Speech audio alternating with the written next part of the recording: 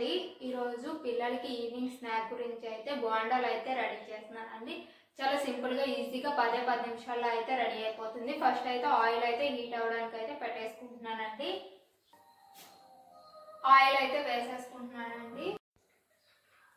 Oil అయితే ఒక పక్కన వేడవుతూ ఉంది. మనం బజ్జీ పిండి అయితే బోండా పిండి అయితే కలిపేసుకుంటున్నానండి. ఇక్కడ ఒక బౌల్ తీసుకొని ఉల్లిపాయలు, కొత్తిమీర, కరివేపాకు చిన్నగా కట్ చేసుకున్నవి వేసేసుకొని ఒకసారి మిక్స్ చేసేసుకోవాలి. జీలకర్ర, పిల్లలు ఉన్నారు కాబట్టి నేనైతే పచ్చిమిరపకాయలు వేయట్లేదు, కారపొడి అయితే వేస్తున్నానండి. కొంచెం గరం మసాలా,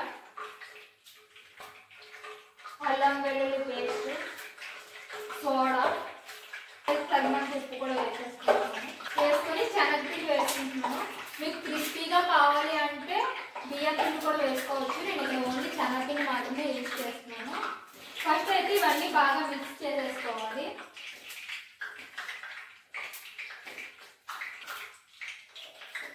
బాగా కలిపేసుకున్న తర్వాత అయితే అంతా అయితే బాగా ఈ విధంగా అయితే మిక్స్ చేసేస్తున్నానండి.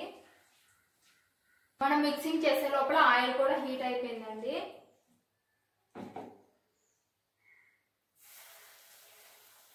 ఈ విధంగా చిన్న చిన్నగా వేసేసుకోవాలి.